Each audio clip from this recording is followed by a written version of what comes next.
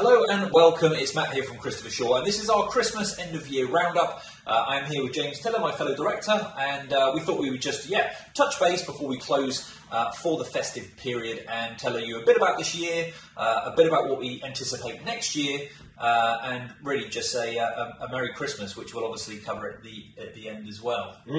Yeah, so it's been an interesting year, hasn't it, Matt? Yep. I think that we've ended the year in a different place to where we started, although of course COVID and all of that business is still around. But if we look back to where we were at the start of the year, many tenants were on furlough, people weren't working all the time, and things have moved on from there. So we had the summer where things were a little bit more normal, and I think as a business we felt very busy throughout the year, haven't we? There's been a lot going on.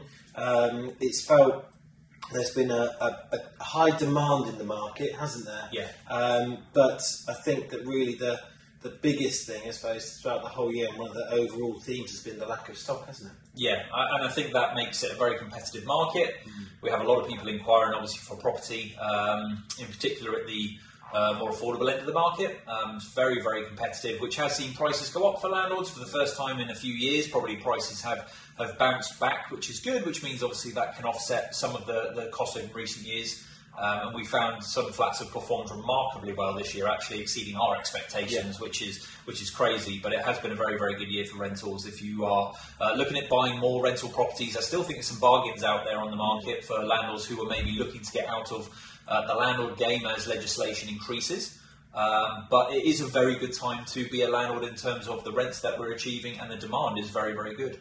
I think we've had a lot of the EICR stuff that's coming this year, so landlords have had a lot of expense with that. We've recently done some videos on EPCs and the changes in that over the next few years. So I think that's going to be a big focus over the next couple of years, is trying to look at ways to get energy efficiency in properties up.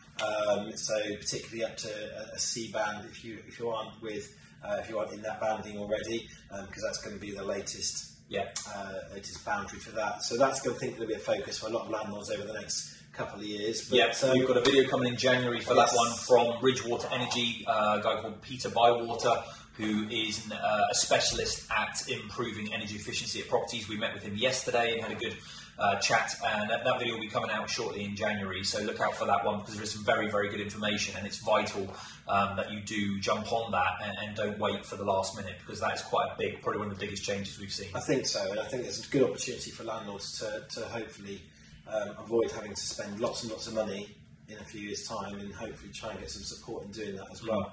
So a look ahead again into sort of next year and what to expect from next year. I think it's probably going to be more of the same initially anyway. We might see dramatic changes depending on how we recover from COVID, I suppose, and what the restrictions may or may not be. As an industry, we've been very fortunate we've been able to be open throughout pretty much the whole time. Going back to last year, going back to the start of this year, we were still working all the way through January, February, March, those lockdowns then. And since then, it's been very much business as usual. But again, looking ahead to next year, I think there's a couple of important bits of legislation that are going to be looked at again, probably. We still don't really know the timescale for things. Things like the Renters Reform Bill, that includes sort of the reviews on the Section 21 notices, and notices in general for tenants and what that might sort of entail. There's still a lack of detail on a lot of that, but they're still consulting the industry, consulting experts, consulting tenants. So I think there'll be some developments of that, but what we'll see, I really don't know. Nobody can really pinpoint that down. There are also things like lifetime deposits and how that might work. I know there was consultation on that recently as well. So that's quite a big one. Something that will affect agents is the possible updates on the regulation of property agents, or ROPA, basically, which says to us that we have to get qualified.